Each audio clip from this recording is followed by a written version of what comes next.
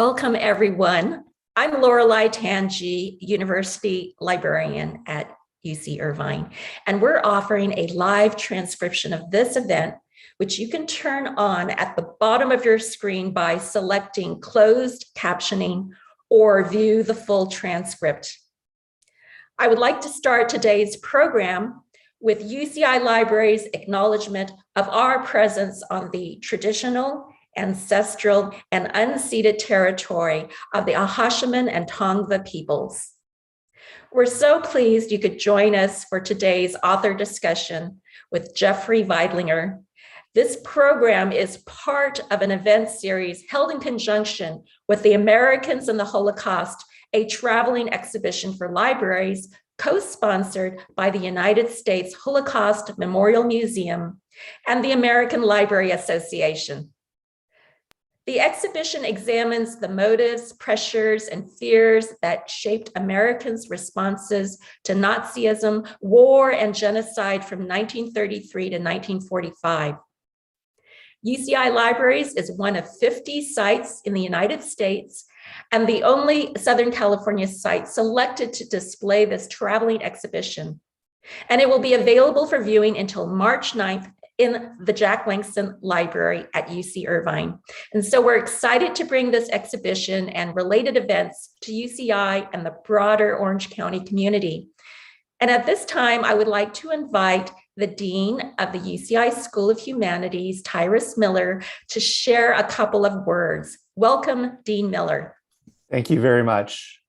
Well, I'm also very pleased to welcome Professor Veidlinger to UCI in connection with this book talk series and the Americans in the Holocaust traveling exhibition. Our director of UCI's Center for Jewish Studies, Matthias Lehmann, will be introducing our speaker in a few minutes. But before that, I'd like to say a bit about the Center for Jewish Studies at UCI. Jewish studies at UCI, and also more broadly as a field, is an interdisciplinary field of scholarship and instruction that focuses on the history and culture of Jewish people in numerous contexts globally and from antiquity to the present, as well as Judaism as a religious tradition.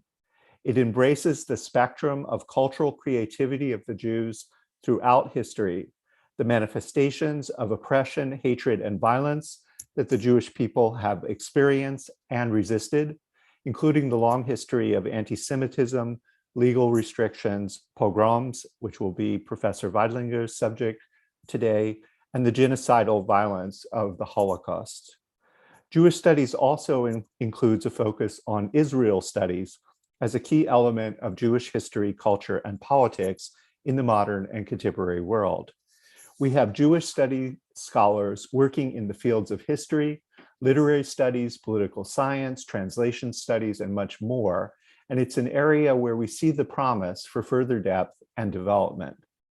At UCI, Jewish studies has a crucial role to play on a campus that reflects our increasingly diverse and globally connected society, which is particularly notable here in California.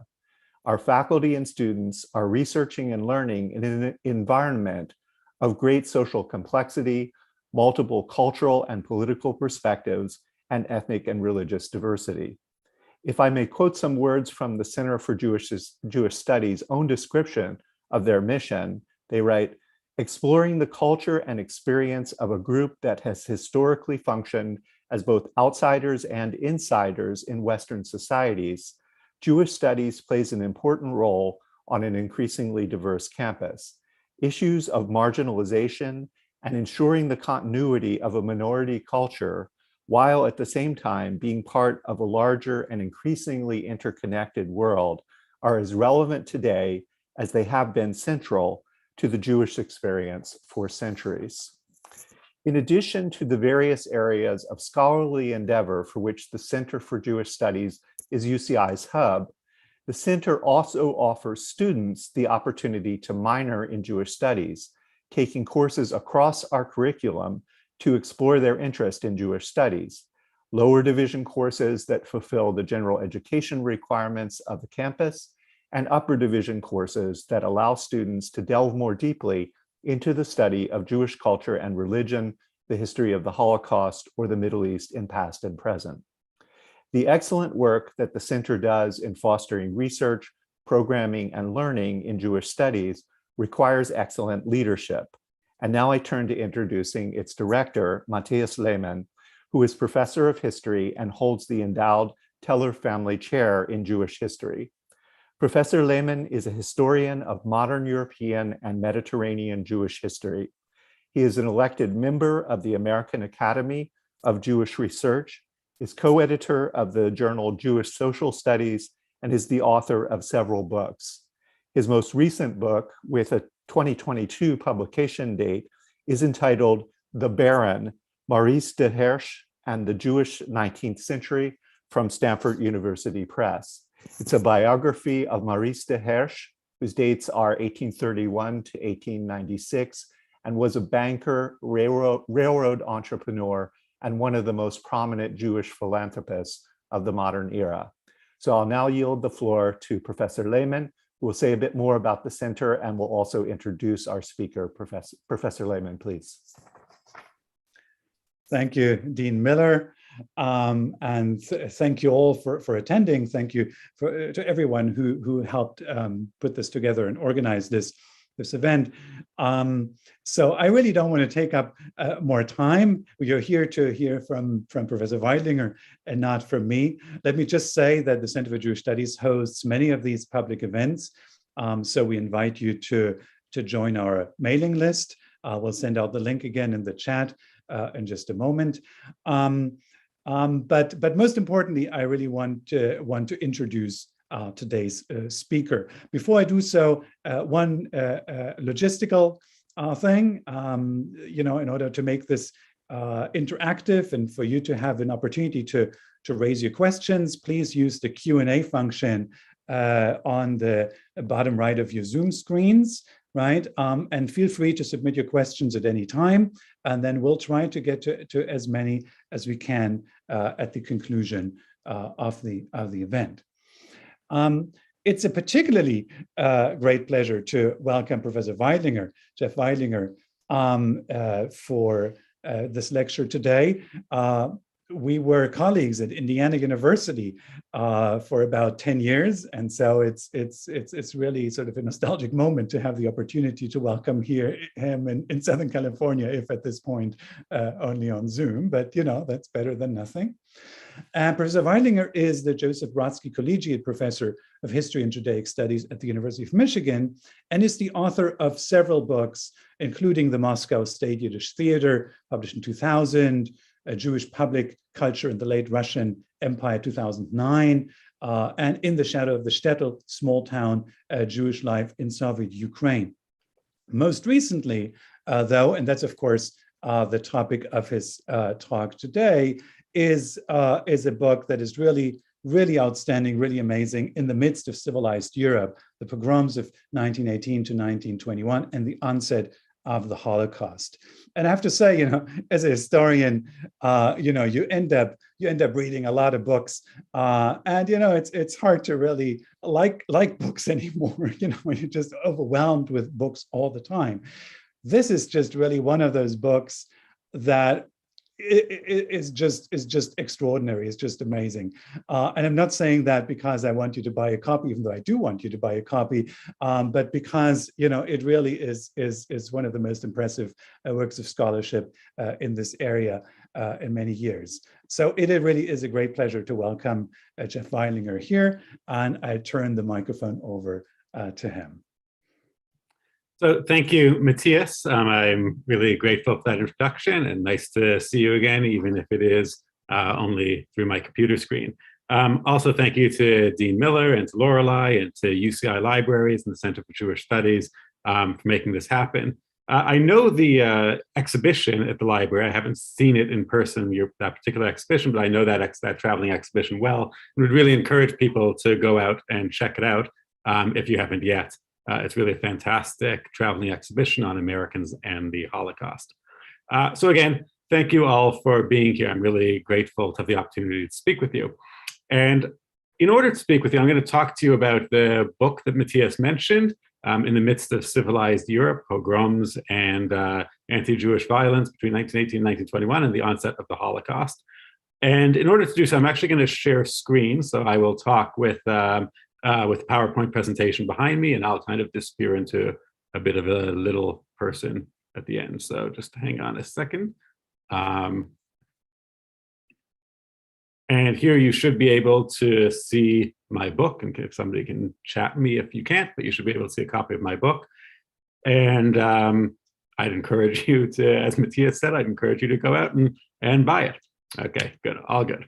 So I'm going to start with this photo, which is a photo of my father on the lap of his father in Hungary in 1944. My father was born in Budapest in 1936, and so was about 8 years old when this picture was taken. You see, it looks like a happy child sitting on his happy father's lap. It's on the balcony of their apartments in Budapest. And all looks normal until you look closer and notice that they're both wearing yellow stars. And to me, growing up, this was really what I thought of the Holocaust as about. And I think many other people who are familiar with the yellow star, this type of image really represents the Holocaust to many. And my father often spoke about his experiences during the war. And the way he described it, it was as though the Holocaust came out of nowhere. He had a pretty, what he would consider a normal childhood in Budapest.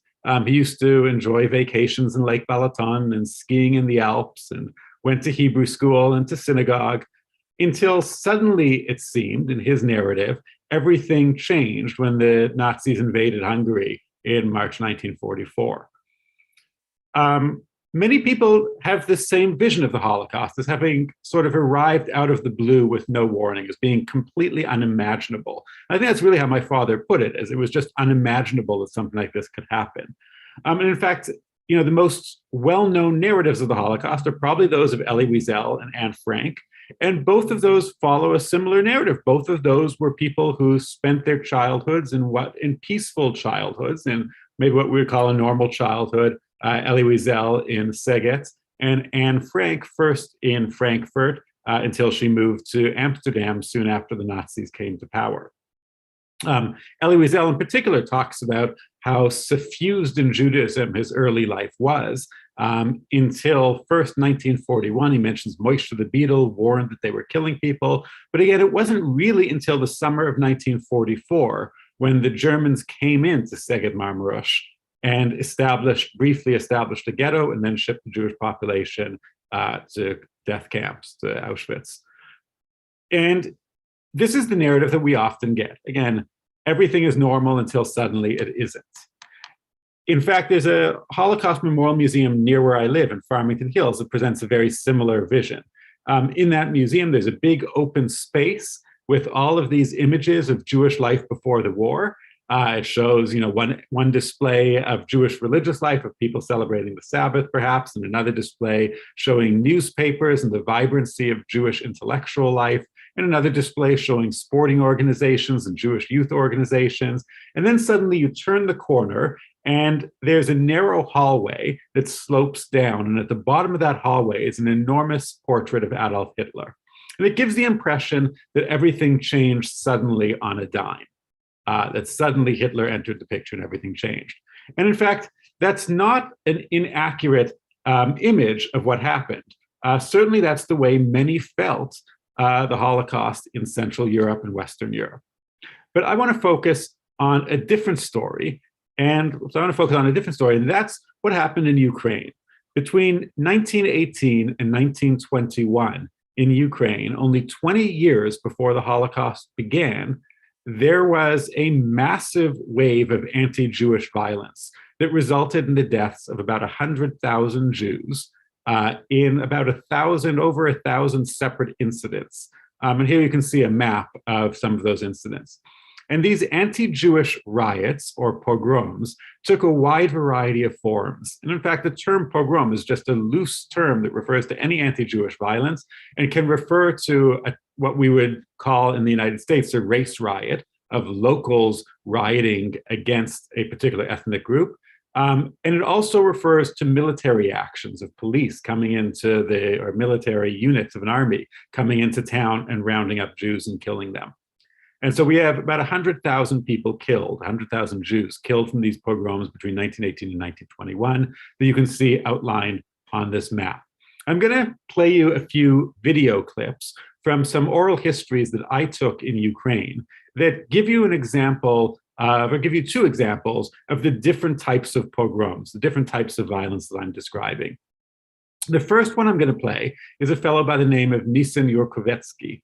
And he was born in 1917, right at the time of the Russian Revolution. When he was about 2 years old, his entire family was massacred in a pogrom by a local gang called the Lyachovich gang. This was an ethnic riot, locals killing locals, neighbors killing neighbors. And he's going to tell us during his talk about how the bullet that killed his mother left a scar along his arm. He'll roll up his sleeve and show where the scar is, that the bullet that killed his mother grazed him as she was holding him. And they were all left for dead in a mass grave. A local priest found them afterwards and found that he was still alive and nursed him back to health. So I'm going to play you this video clip of him talking about this pogrom. It's in Yiddish, but there's subtitles in English. Schick hat gegessen, mein Futter. Futter gegessen, Schick. Schick in Onset Jahren gereinigt. Ein Futter mit einem Meter hat ihn draget. In 19 Jahren, wenn das gewesen, in ganzen 2 Jahren. Oh! Wer hat sie draget? Lyachovich. Hat geschossen, der Bandit. In sie der geflogen, der Pulle. Hat es, hat Semen. Und da kriegt sie Porach. Wieder. Ja, das schon, ja. Hat man hintergenommen. Apolik. Apolik haben wir hintergenommen. Das ist über in der Aktionsafnugel. Und hat noch auch angenommen. Gerottet. Da, gerottet, hat geschollen, wird mir. Hat draget bei mir auf Futter. Wenn bei mir ein paar gemacht auf Futter. Auch so, bei mir ein paar gemacht auf Futter. In ein Meter. In eine Seide, ein Schnader. Wie hat der Meter gegessen? Giekel. Beide sind gewesen von dort? Von Schicke, ja. Schick ist von Dolcin. Ne, Schicke, man. Der Futtermann hat gegessen Schicke. Ja. Er ist von Dolcin. Ja. Ich bin ein paar gemacht. Hat nicht gefragt, im 19. Jahr. Ich bin ein Pogrom. In Tulchin, immer ausgearbeitet, das war gewesen. Zusammen nicht, das war ausgearbeitet, mehr Rossadele. Ist auch ausgegangen, ein Gordischer, ein Gordach. Barduchan. Okay, I'll stop it there. But there's a few things that I want to point out in his narrative. So first of all, this pogrom took place in a small town called Tulchin. And again, it was perpetrated by neighbors. He knows the name of the people who killed his parents. They came from the Lyachovich gang. And again, this was a local gang of peasants. The pogrom lasted 8 days, he says. So it was smaller scale in that they were still killings, but they were spread out over a longer period of time. They were sporadic raids of the peasants against the town. He also mentions a priest, Brodsky, this Polish priest, who's also the Polish priest who rescued him. And at a certain point, he came in and stopped the violence. And he came in and said, enough, everybody go home. And they did go home. So it could be stopped by the intervention of a respected leader, as it was. So that's one narrative. And this pogrom doesn't seem to have been led by the local leadership because they were able to stop it. So that's one model of the types of pogroms that took place between 1918 and 1921. Again, there are over 1,000 of these pogroms, and each one is a little bit different. But this is, again, one of the models of the neighbor against neighbor. I want to play you a video. So I want to play you a video of a different model. And this is the Preschool of Pogrom, which is a town near the border between Poland and Ukraine. Today it's called Khmelnytsky. And in this narrative, he lived through the pogrom, and his wife is going to tell the story. He's quite elderly and unable to articulate it. His wife will tell his story, and he nods along and then adds a little bit as it goes. So let me play this video. Also gewesen 6 Jahre ist gewesen der Pogrome gewesen. Und der Groß, was hat gewohnt so mit Jiden. Wie geheißen die Groß? Saborn hat geheißen der Groß. Besant ist Das das ist am Zentrum, das ist im Zentrum Stutt. Da wie der Market ist das da bei uns. Wer hat sich kein Boten, hat sich geboten, aber wir sind ungefähr ja Jidene. Da. Da Tote Sana mit der Eltern, mit der kleineren Schwester, um später zu gehen auf den Boden, und hat sich dort geboten. Mit der Matschche, den gestanden hinten. Und der ganze Goss hat nun gehen Argen in die Jiden. Man muss nun gehen Argen in die Jiden. Und wir sagen zu seinen Stiebern, gib Gold oder Belohnt gib. Und sie sind gewinnt stark Kuren, so ein gar nicht gut, so mir haben gar nicht. Ob die Gäste gar nicht, wenn man die aufnimmt im Kopf. Na, wo hat er getan in Drößen, haben sie nicht gewusst, aber sie haben nur gehört, aber geschrien, gewollt hat geschrien. In der Zeit hat nun gegeben zu pfeifen. Wir sollen sich Sebereien, die Natscheiß, so sich Sebereien, und genommen der Bandit, das hat sich gewollt Argenen, und hat genommen der Schaschgesanen, hat angelegt im Futlar, und ist rausgegangen. In der Zeit sind sie geblieben leben. Nur wenn sie nach Hause gegangen in Drößen, haben sie gesehen, du liegen Käpp, du liegen Ent, du liegen Fies, und alle seine Chavere hat Neues gearbeitet. Und ist mit der Matschach geblieben leben. Trotzdem alle Jungen haben sich gemischt, alle Jungen. In nur dem seinen Ahn der Paljaken, hat sie genommen dem Toten, auf anderem Geduschen, als eine Gewehen, wir haben gemeint, mit ihm gearbeitet, mit ihm hat sie genommen, jetzt in der Welt, so gesogen, die Ambasure, die haben, в общем, sie gewehen freilich, du. Ich habe überlebt, die... В общем, alle, wo es hat sie getroffen, hat sie selber gelebt.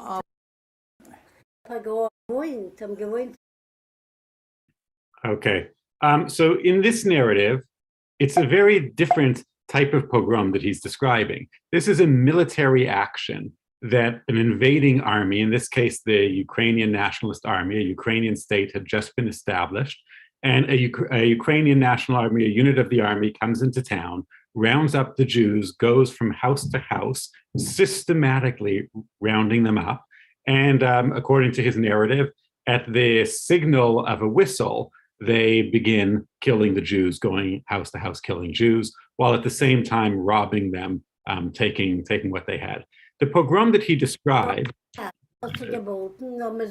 trying to switch the slide here. The pogrom that he describes, and I should say that these videos come from a project called the AHEIM project that I was involved in, called the Archives for Historical and Ethnographic Yiddish Memories. The acronym is AHEIM, or Homeward, and it's led by my colleague Dovber Kurler, and I was participants in it and did some of the interviewing. So you hear Dovber's voice, he's the one doing the interviewing, and all of these videos are available on the web at www.aheim.org. So you can check those out if you'd like. The Preschool of Pogrom that he's describing, again, which took place on February 15th, 1919, and in the course of 4 hours during that pogrom, somewhere between 900 to 1,500 Jews were murdered. This was perhaps the largest single massacre of Jews up to that point in time in what is a long history of massacres for the Jewish people. And what you see here is a list that was compiled in the immediate aftermath of the pogrom documenting the names of people who were killed. And you can see this is the last page of the list. It goes up to 911. So we have the names of 911 people who were killed in this pogrom. And there's likely another 600-700 who weren't immediately killed, but subsequently died of their injuries after this pogrom. And the pogrom was perpetrated by a unit of the Ukrainian army that moved into the town of Preschool after a Bolshevik revolution failed, after there was an attempted Soviet Bolshevik revolution in town. So I started to wonder about these pogroms as I heard narratives like this during these interviews, and as I read more and more about the pogroms of 1918 to 1921, recognizing that they really seemed a lot like some of the first murders of the Holocaust. And the way the people that we interviewed spoke about them was also very similar to the way that they spoke about the Holocaust, which in the East, Ukraine, was mostly killing of military units that moved into town, rounded up the Jews, and massacred them, often on the outskirts of town, often taken them to the outskirts of town, massacring them. And that military action of the Preschool of Pogrom really resembles in many ways what would happen 20 years later, a mere 20 years later. And you could hear in the way these people are talking about it, this is 90 years later, 80 years later that we interviewed them, and they're still traumatized by the terror that they endured as children. And one can imagine the trauma that this would have on an individual town 20 years later, how the legacy of violence continues to impact the town. So I started to wonder what people were saying about them at the time and how these pogroms were covered in 1919. And I stumbled across this headline from the New York Times saying Ukrainian Jews aim to stop pogroms, mass meeting hears that 127,000 Jews have been killed and 6 million are in peril. And this article actually ends with the line, this fact that the population of 6 million souls in Ukraine and in Poland have received notice through action and by word that they are going to be completely exterminated. This fact stands before the whole world as the paramount issue of the present day. I started to recognize, and I think you can see from this, that actually the murder of 6 million Jews in Ukraine and Poland was not entirely unexpected.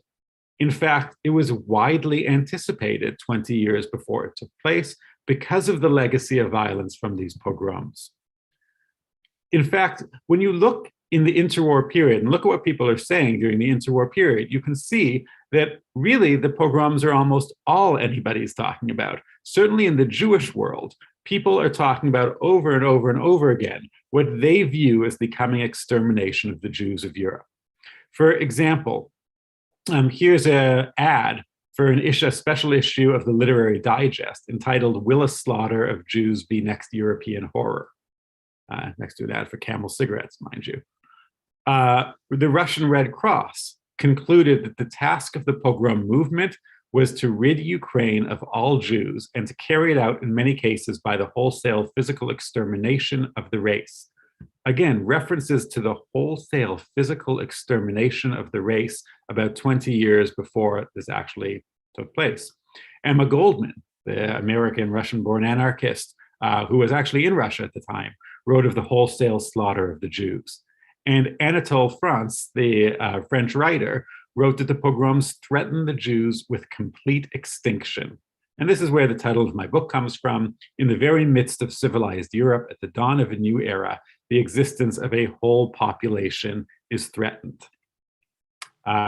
Finally, The Nation in 1921 had a special issue where they talked about the murder of a race, as though searching for the term genocide that had yet to be invented. So it seems that everybody was anticipating that there was going to be another wave of violence after the violence of 1918 to 1921 died down. They recognized that this was only the first stage and that something more was going to happen very soon. And in fact, predicted that 6 million Jews in Poland and Ukraine were going to be killed. Now, the irony of all of this is that it took place in Ukraine, which had just been established as an independent state in the aftermath of the Russian Revolution and was promising Jews widespread autonomy. Jews around the world were rejoicing at the creation of the Ukrainian state, recognizing Ukraine as one of the most tolerant states in Europe, committed to ethnic diversity. And here you see actually a banknote issued by the Ukrainian state that includes on the backside writing in Russian, Polish, and in Yiddish. One of the first times, if not the first time, that Yiddish was ever put on a banknote. And certainly, one of the rarities of even Hebrew on an official state banknote. And this is a symbol of the Ukrainian state's embrace of multiculturalism, what we call today multiculturalism, and of the various ethnicities that lived in its midst. You can see they recognize this, Jews around the world recognize this. This is a quote from Der Tag, the Yiddish language, the New York Yiddish language newspaper, rejoicing that for the first time in all Jewish history, the Jewish people will be recognized by a government, this is the Ukrainian government, as an equal part of the general population, not only in a civil and political sense, but in a national sense. So the question is, what went wrong? And by the way, I should say the Ukrainian state not only put out these ideas in principle, but also in practice. They even had a Jewish minister, a minister of Jewish affairs, which was a Jewish person who was put in the Ministry of Jewish Affairs and was responsible for overseeing Jewish education, Jewish libraries, Jewish courts, all types of community affairs for Jews at the cabinet level. So it really was a multicultural, tolerant state, but yet it was its military that was committing these atrocities. And there's a few reasons. For one, the state had only been created a couple months before. In December 1918 is when this version of the Ukrainian state came into being. And these pogroms that I'm describing took place in January and February. So the state had only existed for a month or so and had yet to be able to fully control its own army. The army was just being established, and the army was composed of ragtag units, of peasant units, many of whom had fought in the former Tsarist army, and the Tsarist army inculcated anti-Semitic principles among its soldiers, and anti-Semitic ideas among its soldiers. And so many of these rejoined the Ukrainian army, now fighting for Ukraine, but continued to adhere to some of the anti-Semitic beliefs that the Tsarist army had inculcated in them. The other reason is empires all over were collapsing. The Russian Empire had fallen in 1917. The Austro-Hungarian and German empires were falling in November of 1918, and there was complete chaos in the region. It was also in the aftermath of World War I, and the region had been subject to extensive violence for several years. Since 1914, various armies had traipsed through the territory of Ukraine, and there was really nobody who was able to gather authority. What you see here is the remnants of a pogrom in Zhytomyr, in the town of Zhytomyr, and this is a shop that had been ransacked. The Zhytomyr pogrom was also perpetrated in the aftermath of a Bolshevik uprising in the city as an attempt to put that Bolshevik uprising down. But you can see that the pogrom perpetrators, in this case also a unit of the Ukrainian army, went in and ransacked all of the stores. So when we ask why, how these pogroms took place, what the motivation was, one of them was simple looting. In Ukraine, Jews tended to be the store owners. The center of town, most often in most small market towns or shtetl, the center of town included various stores that were owned by Jews. These included the liquor store, the dry goods store, the produce store, the leather works. These tended to be owned by Jews, and Christians tended to work the farms outside of town. So when there was starvation, or when there was famine, when there was a lack of food, when crops couldn't be planted because of war, the food tended to be in the city. So a lot of these pogroms were perpetrated by hungry peasants who were coming into town to raid the cities. And it just so happened that the cities were where the Jews lived. And in raiding these cities and in ransacking shops, they ended up killing Jews. So that was one of the main motivations of these pogroms. And you hear that in the narrative of the Preschool of Pogrom, where he says they wanted diamonds and gems. So it was also just about the countryside going after the city, countryside, urban, rural conflict. But really, the most important motivator of the pogroms, and certainly after a certain point, was fear of Bolshevism. And you can see that in a few postcards I'm going to show. The first one here is entitled The Coat of Arms of Lev Trotsky, the Coat of Arms of Leon Trotsky. And Trotsky in particular came to represent the Russian Revolution and the Bolsheviks to the entire world. Although the Bolsheviks were technically led by Vladimir Lenin, who of course was spending most of the time in St. Petersburg and Petrograd, Trotsky was the face of the revolution to the Western world. He was the first Soviet minister or commissar of foreign affairs, and he was the commissar of war. So he's the one who led the Red Army. He really was the most visible symbol, the most articulate representative of Soviet power. And he was of Jewish background. Leon Trotsky was originally Lev Bronstein, and he was born into a Jewish family in Ukraine. Although he himself did not think of himself as Jewish, he regarded himself as part of the collective Soviet communist international, but nevertheless, everybody saw him as Jewish. And in this coat of arms of Lev Trotsky, you can see image. First of all, it's a perversion of the double-headed eagle, the Russian double-headed eagle. You can see on the shield is a Magen David, a Star of David with the word Talmud underneath. And the faces of the eagle are portrayed in very stereotypical Jewish features with a hooked nose and thick lips and big ears and wearing a skull cap. It's also holding a garlic and a fish, which are representatives of what were regarded as Jewish food. In another anti-Soviet poster, anti-Soviet postcard, which is really even more powerful, you can see the classic trope of the Jews leading Jesus to the crucifixion. This builds upon the belief that Jews crucified Christ. And in the bottom corner, you can see Trotsky looking on. And in this case, the people leading Christ to the cross are Red Army soldiers and sailors wearing very typical Red Army outfits and sailor outfits. And again, Leon Trotsky kind of taking the role of the biblical Caiaphas, watching from the side as Christ is led to the cross. So images like these perpetuated the notion that the Jews were behind Bolshevism.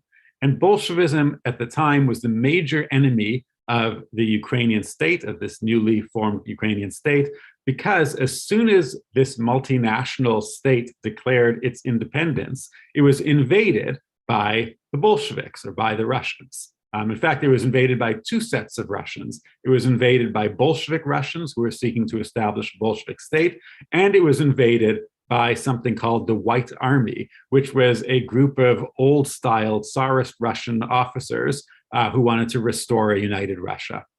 This is, of course, very timely right now because Ukraine is facing a possible Russian invasion once again. And I think this whole story reminds us of some of the consequences of what could happen in the Russian invasion, how society breaks down, and how the Jews tend to get blamed. In fact, right now, I'll note that Ukraine happens to have a president who has a Jewish background as well. So one can imagine how the Jews could get blamed in the event of another invasion. This is a poster showing who's responsible for the pogroms, because these pogroms were perpetrated by a wide variety of different groups, as I have indicated. So according to this chart, 38 pogroms were perpetrated by the Poles, 54 by Ukrainian nationalists, by the Ukrainian state, 93 by the Russian imperial state, so by the White Army, by the Russians who want to establish a united Russia, and 509, the largest, by peasant bands. And these peasant bands are the local toughs of the type who perpetrated that first Tulchin pogrom that I showed you the video of at the very beginning. These are local peasants committing atrocities against the city. And here you can see an image of some of these local peasants. And what I want to point out in these images is that the local peasants perpetrating the pogroms, these so-called warlords, are really young. They're kids, they're peasant kids in many ways. And you can see here, they're posing in a photographic studio, trying to dress like Cossack warriors, the way they imagine their fathers to be dressing when they go out to war. But really, the suits don't fit them. You know, the horse that he's on, this steed that he's on, doesn't even have it. The leg is broken there. It's a toy horse. These are kids who are playing at being officers. And they're the ones who are perpetrating many of these atrocities against the Jews. They're the ones who are invading the city. And we often have accounts of people even talking about how their children perpetrated pogroms and that they wanted to stop the children. And they said, you know, stop, you're going to get into trouble, or, you know, this is why, what are you doing? This isn't what any child of mine would do.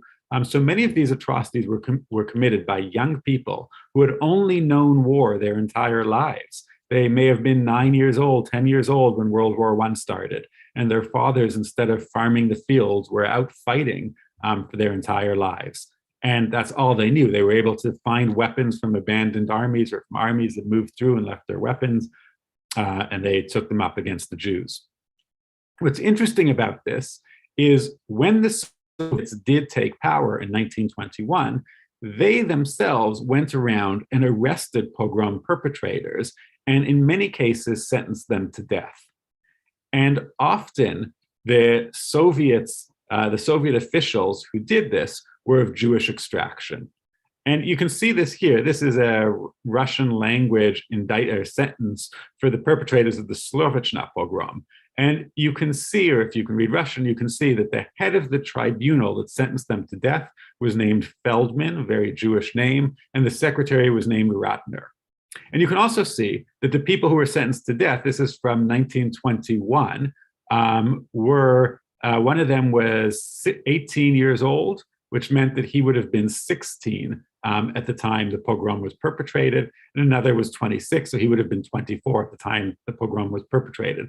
So these were pretty, young kids who were doing this. And then a few years later, the Soviets come into power, and with these revolutionary tribunals, they go out and they punish the pogrom perpetrators. And this means that they're killing these young peasants. They're killing the young peasants for the pogroms.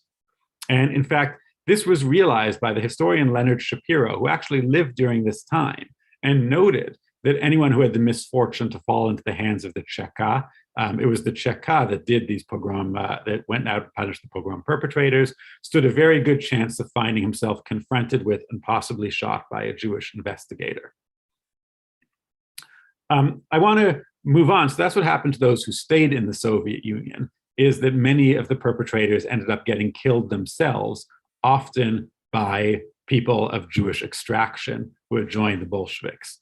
But I want to talk about another aspect of the pogroms, which is that it led to a major refugee crisis, as hundreds of thousands of Jewish refugees fled the region and often settled in Central European cities, and particularly in Berlin, where hundreds of thousands of Jews settled, fleeing what they called Ukrainian Cossacks. And at the same time, there was a very large Ukrainian population that also fled the Soviet Union, and they claimed to be fleeing Jewish Bolsheviks. So these two communities that had been in conflict in Ukraine are now in conflict in major cities throughout Europe.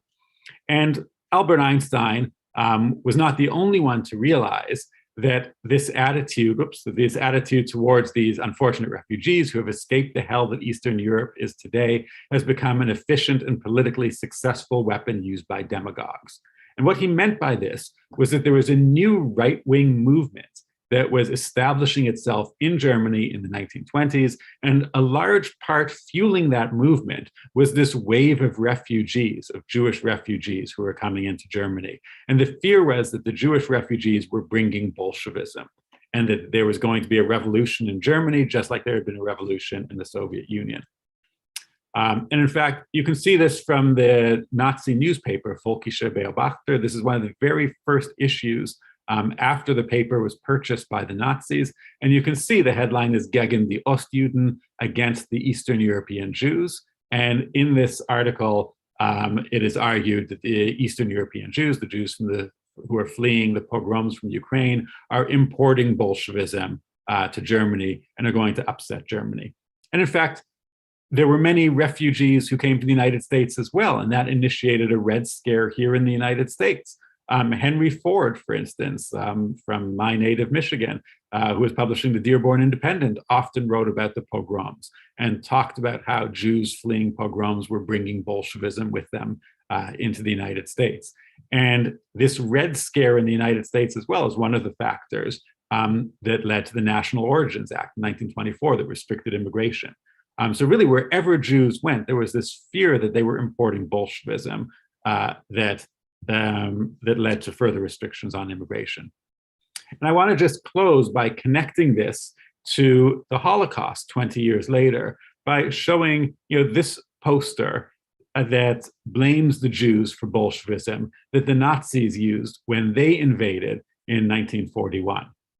And this is a pogrom, an image from the pogrom in the town of Lviv, or the city of Lviv, which took place in 1941, in late June, early July 1941. And it was perpetrated or it was instigated by the Nazis and perpetrated by both German Nazis and Ukrainians and local Ukrainians in Lviv. And you can see from this picture, and the whole pogrom actually is on, or not the whole pogrom, but large parts of the pogrom are available on video. Or on film, it was filmed. And you can see it's participatory, it's ritualistic. You can see there's a whole crowd that's involved. And the Germans were able to instigate these pogroms by referring to what they said were the crimes the Jews had perpetrated after the 1918 to 1921 pogroms, and that they were a response to the 1918 to 1921 pogroms. In fact, the Lviv pogrom in particular was called the Petlura pogroms. Petlura days is what the Germans named it, in response to Simon Petlura, who was the head of the Ukrainian state. So the book really makes this argument, and I think goes into a lot greater detail that I can also talk about in question period, tracing the history of these pogroms and their relationship to the next wave of violence 20 years later in the very same towns, very same places in which the pogroms had taken place. So I can end on that. All right, thank you so much, Jeff, for this lecture. And please, everyone in the audience, feel free to submit your questions using the Q&A function. And I want to start by reading the first of these questions. So the person says, I'm currently reading Isaac Babel's Great Cavalry about the Soviet invasion of Poland in 1920. And during which also hundreds of pogroms took place. So the question is, does your book discuss this military campaign, the Soviet-Polish War, and the impact on the local communities? Yeah, so the simple answer is yes, it does. But I'll use that as an opportunity to expand upon something, which is just the variety of reasons that people targeted Jews. That at the very beginning of this wave of pogroms, really everybody targeted Jews. There's a whole bunch of different ideologies and different armies and different people fighting. And what unites them all is that they believe that the Jews are responsible for whatever ails them. So at the beginning, the communists, the Bolsheviks, are attacking Jews because they think that the Jews are bourgeois capitalists. They see Jews as shop owners. They see Jews as factory owners, as industrialists. And so they target the Jews for being capitalists. At the same time, the industrialists, the old guard, targets the Jews on the grounds that they're Bolsheviks. The Poles attack the Jews on the grounds that they're sympathizing with the Ukrainians. The Ukrainians kill the Jews on the grounds that they're sympathizing with the Poles. The Russians, the Imperial Russian Army, suspects the Jews of spying for the Germans, and the Germans attack the Jews, accusing them of spying for the Russians. So whichever side you're on, there's Jews to blame. What happens over the course of time is the Red Army, the army led by Leon Trotsky, starts to crack down on pogroms and doesn't allow their soldiers to perpetrate pogroms anymore, at least tries not to. There are exceptions, and the Red Cavalry is one. But they actually make an effort to stamp down on pogrom perpetrators in their midst, as a result of which Jews flock to the Red Army. And Jews start to join the Red Army because that's the only army that will accept them and that will defend them. And this then creates a snowball effect where more and more Jews join the Red Army, and then Jews become more and more closely associated with Bolshevism. And what often happened in these towns is Jews were living in the town, being subjected to violence by these local bands, by these warlords, and they try to form a self-defense brigade. But then they realize that they just don't have the weaponry, that they're going to be very quickly overrun, and the self-defense brigade is pointless against the armies that they're fighting. So then they realize that their only hope is to join the Red Army. And the Red Army will come into town, the Jews will rejoice and call it salvation, and sure enough, the Red Army comes into town and they will punish the pogrom perpetrators, and then they'll gather the Jews in the center of town like everybody else did, but instead of killing them, the Red Army will say, now join us, come with us, and we'll go to the next town and help defend the Jews in the next town over. And so the Jews would join, and they would go on this mission, and they would join the Red Army, again, creating the snowball effect.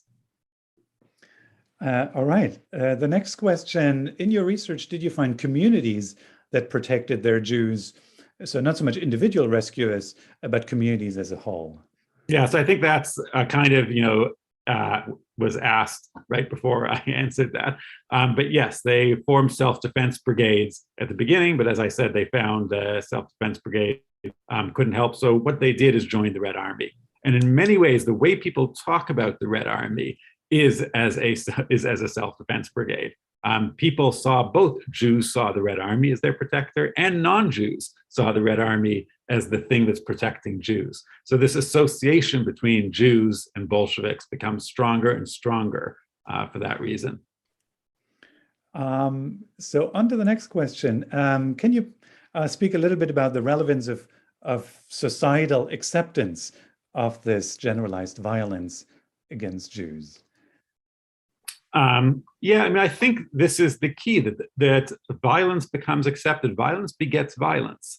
And each stage of violence, it becomes worse. So I talk about, several theories of violence, of how crowd violence begins, I talk about in the book. And, it begins with Gustave Le Bon, who argued that a crowd, once people get into a crowd, it has a completely new personality.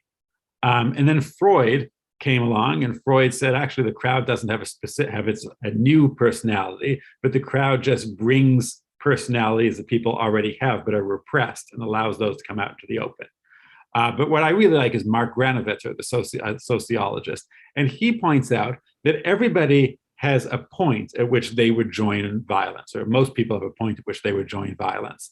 And as more and more people perpetrate violence, more and more people join in the violence. So, to use an example, there in a riot, there's always one person who's the personality type that they'll be the first to throw a stone and smash a window and steal whatever they're going to steal from the store. And there's other people who wouldn't be the first one to throw the stone, but if the window had already been broken, they'll throw another stone and they'll go in and they'll steal. And so on and so on and so on, until you get to the, even ordinary respectable people who would never ordinarily throw a stone into a window and steal something, but they see, if everybody else is doing it, I'm going to do it too. And so we have this effect happening as more and more people join in the violence in town after town. So it does create an acceptance for it. And you can see in some pogroms, in towns that have multiple pogroms, Zhytomyr, for instance, in the first pogrom, about 30 people are killed. And then 2 months later, there's another pogrom and 300 people are killed. So it escalates with each pogrom because killing becomes more and more acceptable. People become inured to the violence. And some mental barrier is broken where it becomes possible to kill Jews where it hadn't been before. Yeah, actually, in that chapter on one of the Zhytomyr pogroms, you actually say something interesting in the book, where you say, the army found it kind of difficult to motivate people to attack some abstract force such as Bolshevism, but they didn't really find it difficult to motivate people to attack Jews. So would you say is that sort of a pattern, that sort of this what we call traditional, maybe religiously inflected anti-Semitism, anti-Judaism continues to be really the driving force, especially for those pogroms, perpetrated by peasants? Yeah, I think very much so. I think that elites, particularly elites who are losing their elite status, and this is what's happening with the Bolshevik Revolution, is elites are losing their elite status. Now, how do you convince, the Bolsheviks are coming along and they're promising land, bread, and peace. How do you convince a peasant that land, bread, and peace is going to be bad for them. You know, the peasants, obviously, they want to take their landowner's land. They want the bread, they want the peace. But the way you do it is you say, you know, this whole promise of land, bread, and peace, really it's just a ploy by the Jews. And then the peasants can say, now I get it. It's the Jews that are trying to do this for us. So it's a way of employing old anti-Semitic stereotypes that maybe Latin may not have much impact on a day-to-day basis, but it's there's an effective disposition, we could say, to believe that the Jews are capable of this and to blame problems on the Jews. So I think the elites are using it as a means of getting the peasants on their side, because they know that there's no way they're going to get the peasants to defend the old structure of society and the old elites against the Bolsheviks, unless they say the Bolsheviks are Jews and that's why you shouldn't support them. Okay, thank you very much. And there's still a couple of questions, but I'm getting the the signal that we're supposed to begin to wrap up. So just as a reminder, in the midst of this doesn't work with a fake background. In the Midst of Civilized Europe by Jeffrey Veidlinger, I all encourage you to purchase that book. And I turn things over back to Lorelei. Thanks. Thank you, Professor Lehman. And thank you, Professor Veidlinger, for your wonderful, moving, and powerful presentation. We're so honored to have you as a speaker. Thanks for having me, and thank you everyone for coming. And I also want to thank Professor Matthias Lehman and Dean Tyrus Miller for your wonderful introductory remarks as well. And now I'm going to do a few closing remarks and share some upcoming events. The Americans in the Holocaust Traveling Exhibition, which is on display until March 9th, asks some really tough questions about America's role in this part of history. And it prompted us to ask the question, what was happening in Orange County during the war? This inspired us to create a complementary exhibit called Snapshots of Orange County in the 1940s, Spaces, Places, Faces. And this exhibit explores the cultural, economic, and political landscape of Orange County during this era. It highlights the histories and the experiences of diverse multicultural communities in Orange County, including a section on the Jewish community in Orange County during the 1940s. Now, this exhibit also shares how the introduction of the Army and air bases brought soldiers and their families from all over the country to our region and changed the demographics and cultural norms. And so for more information, please visit the link on this slide or scan the QR code on with your smartphone. Now, the Snapshots of Orange County exhibit was curated by 4 curators: Nicole Arnold, research librarian for student success and instruction; Cynthia Johnson, head of our reference department in Groningen Medical Library; John Sisson, research librarian for biological sciences; and Crystal Tribbett, curator for Orange County Regional History and research librarian for Orange County. So this exhibit is on display through the fall in the Muriel Ansley Reynolds Gallery in the lobby of the Jack Langston Library. At this time, I would like to take a moment to thank our donors. It's through your generosity that the UCI Libraries can present exciting events such as this traveling exhibition and related programs, which support education and learning on the UCI campus and in the community. And as you can see from this slide, there are many ways to support UCI Libraries, from our Orange County Regional History collection to our Gateway Society that supports our library public events and programs.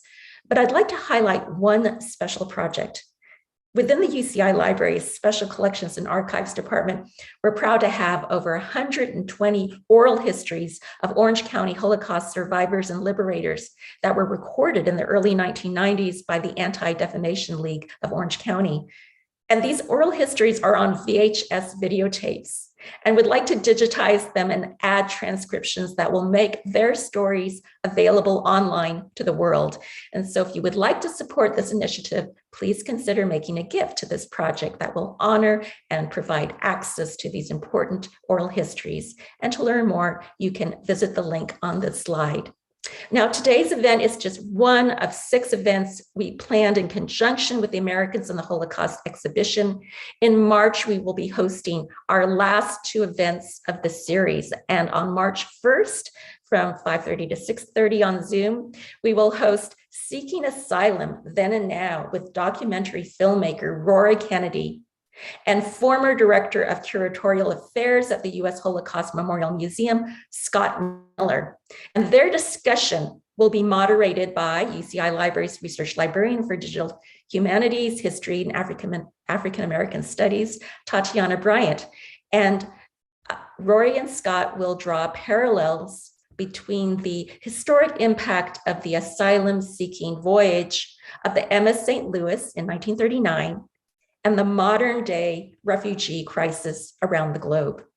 On March 8th, from 5:30 to 6:30 on Zoom, we will host a conversation between Deborah Lipstadt and UCI Vice Chancellor for Equity, Diversity, and Inclusion and Professor of History, Douglas M. Haynes, and they will discuss confronting extremism and anti-Semitism in today's world. And to register for these free events, please visit the links on this slide or scan the QR code. I'd like to extend a special thank you to the UCI Center for Jewish Studies and the Jewish Federation of Orange County for their partnership on these events. And we are also grateful for the support and collaboration with many other partners on our campus.